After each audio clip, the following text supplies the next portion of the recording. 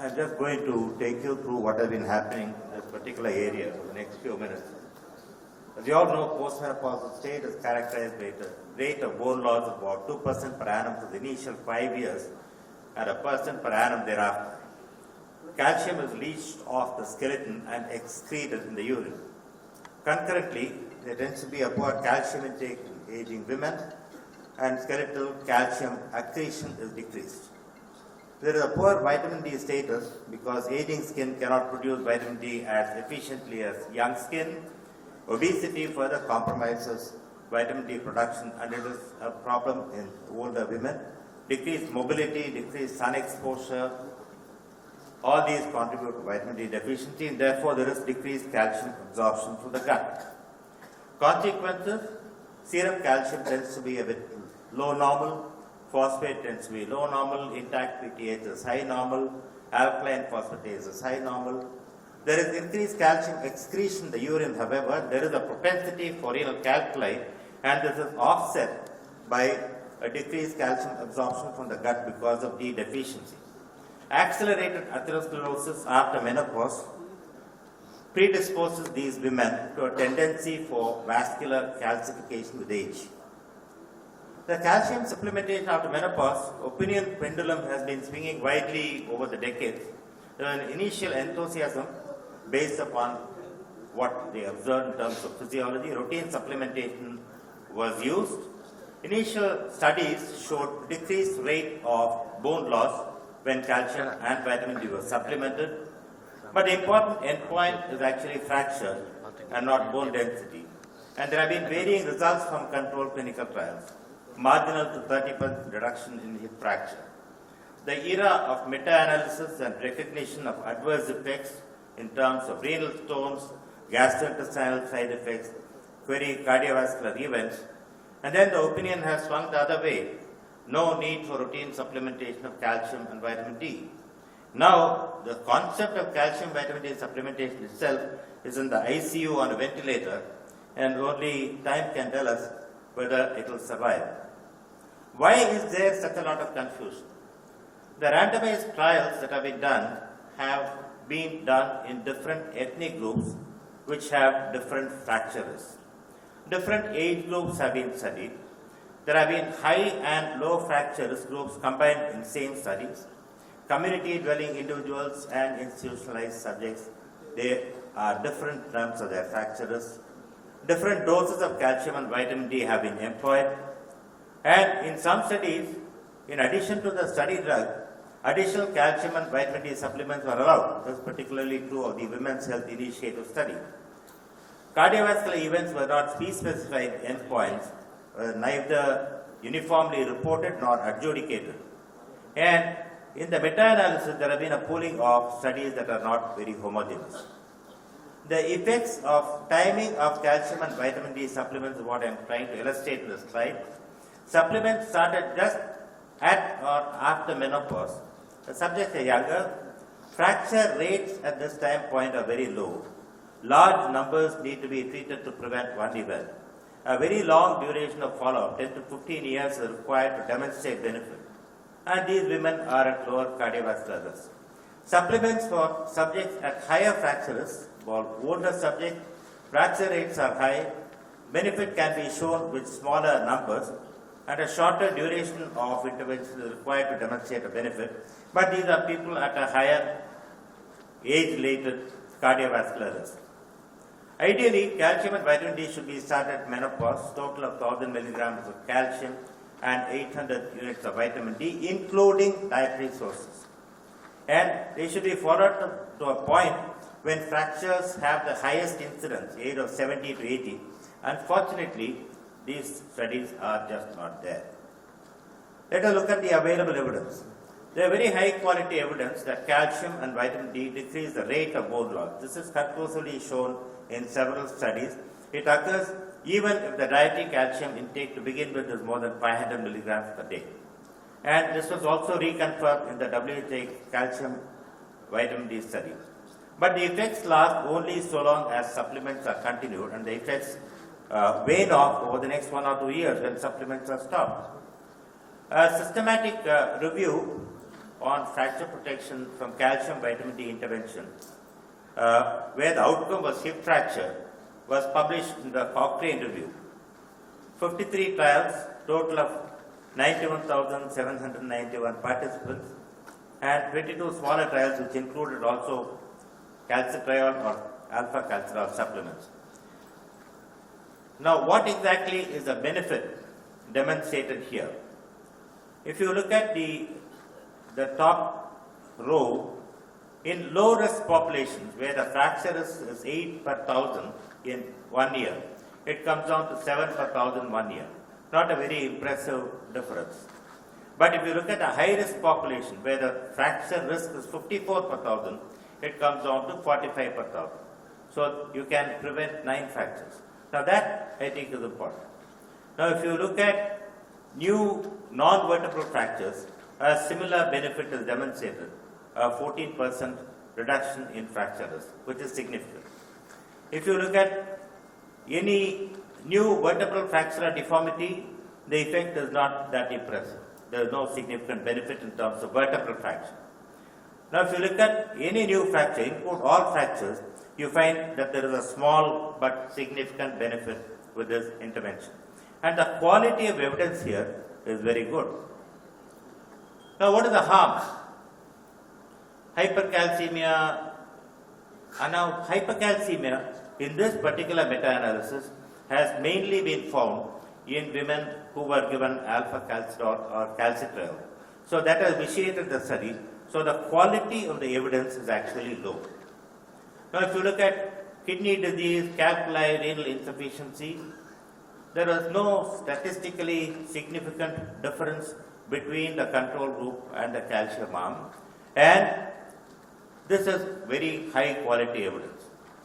Now if you look at overall mortality, you find no difference between calcium supplemented women and women who are not given calcium. So this is basically what we are talking about in terms of harm. Now in the WHI study, which concluded that renal stones occur more often, yes, there was a significant increase in renal stone disease in those women, but those women were taking calcium and vitamin D on their own in addition. And they were allowed to continue this during the study. And the study drug containing 1,000 milligrams of calcium was added onto this. And so the total intake was far in excess of recommended doses. Now, what are the conclusions of the Cochrane review?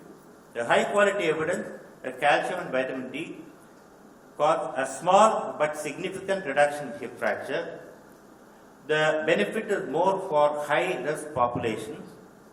There is a significant reduction in new incident non-vertebral fractures, slight reduction in all fractures, but if you use vitamin D alone, there is no benefit. You have to give it along with calcium. There is no increase in mortality, no significant effect on kidney stone, renal insufficiency, small but significant increase in gastrointestinal side effects. There were other conclusions that were drawn from the study. Different ethnic groups responded differently. Even within US, the blacks responded differently from whites. And they said they cannot extrapolate from Caucasian data to Indian subjects.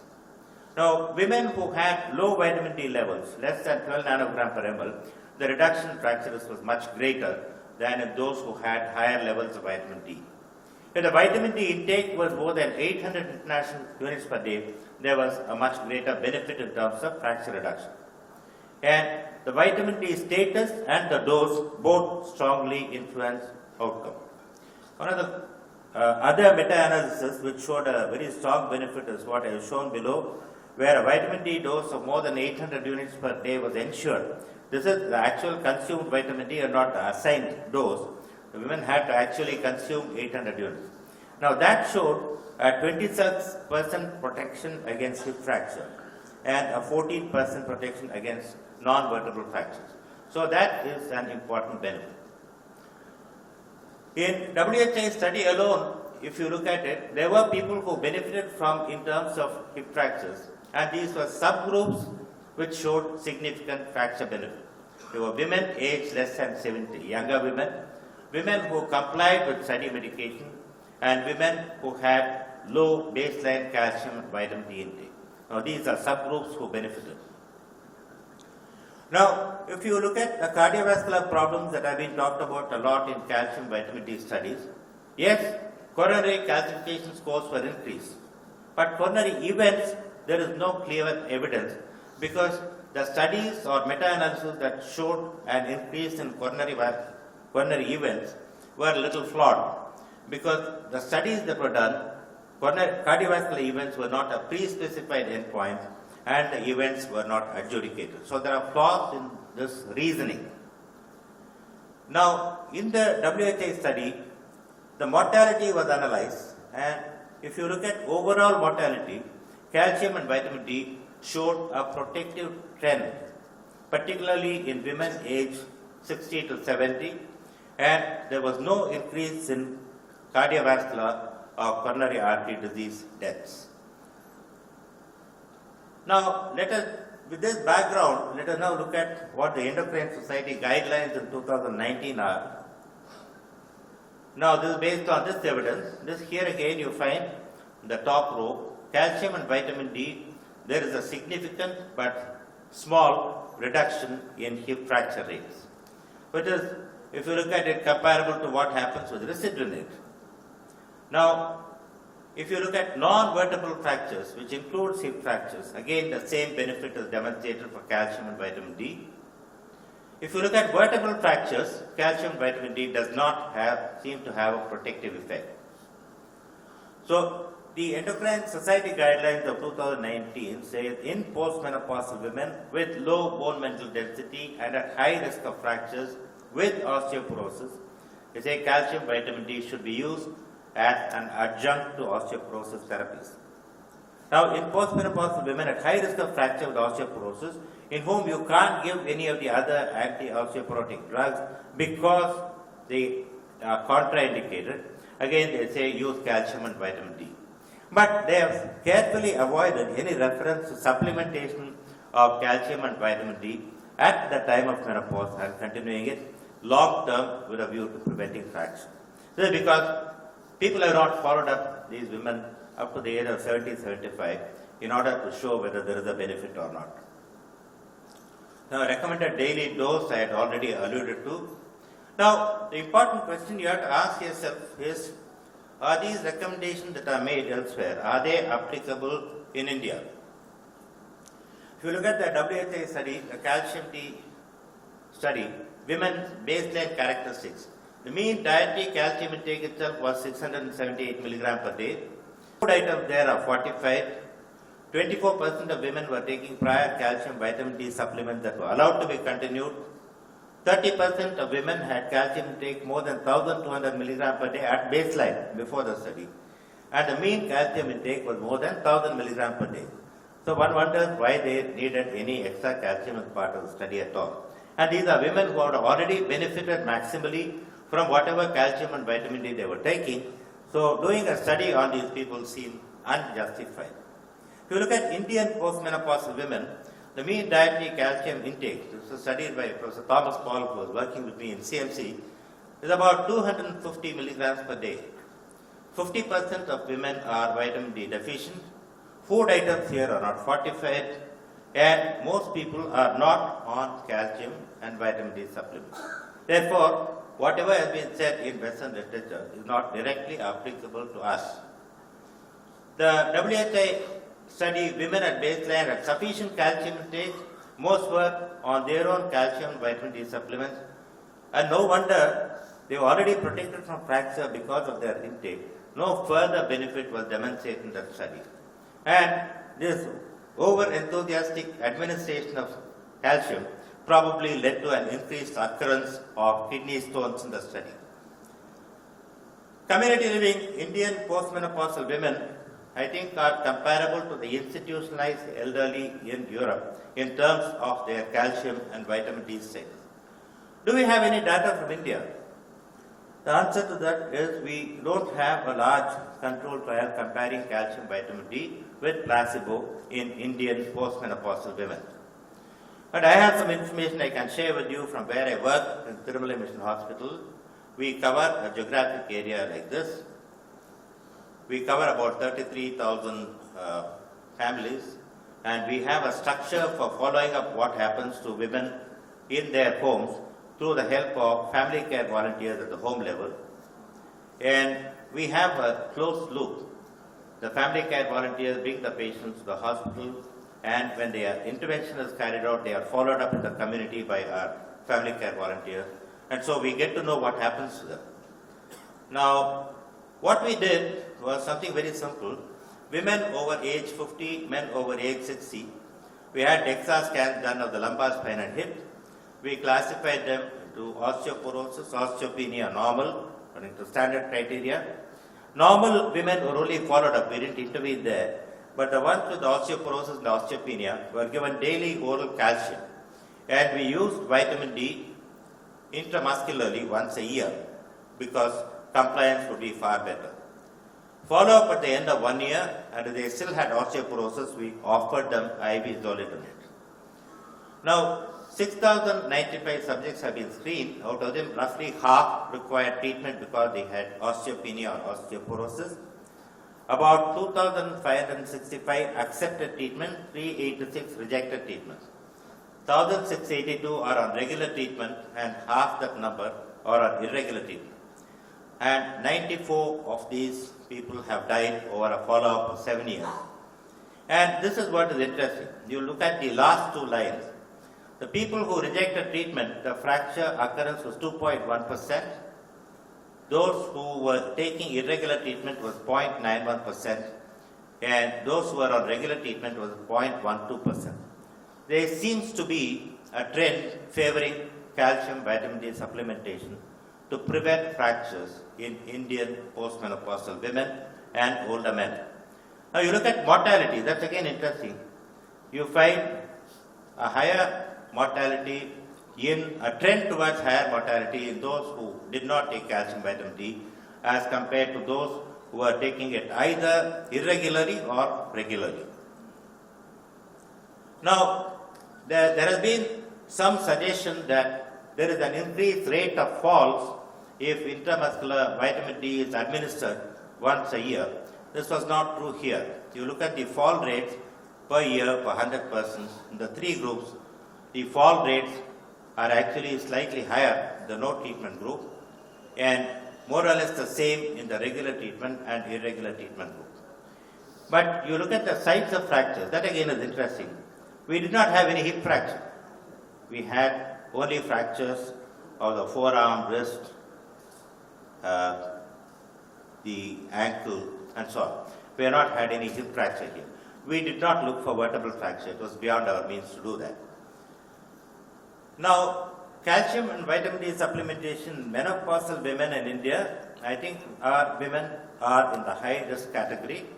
Supplementation, I feel, is probably beneficial, and I honestly feel we need to do our own control trials. What is the take-home message? Calcium and vitamin D supplements at menopause had a rational basis. For studies, in particular the WHI calcium vitamin D study, confused the picture by an overdose of calcium, late start of calcium and vitamin D, and 7 years rather than the required 15 years of follow-up to demonstrate a fracture benefit. A close scrutiny of these studies shows hip prevention definitely is there in high-risk groups where there is baseline poor calcium vitamin D status, where there is a vitamin D intake of less than 800 units per day, and where supplements are started early, say at the age of 60. Cardiovascular events are grossly exaggerated, and too much calcium administration in the WHI trial led to higher rate of kidney stones. Indian postmenopausal women fall into the high-risk category. They do need optimal calcium D supplements at menopause, but I would say we also need to be cautious. Assess baseline calcium status. You can take a 24-hour recall history and get a rough idea of how much calcium they take in their usual diet. And do not exceed 1000 milligrams of total calcium intake, and ensure a minimum of 800 units of vitamin D per day. Hope that there will be a good control study from India. Thank you for patience. Thank you, sir.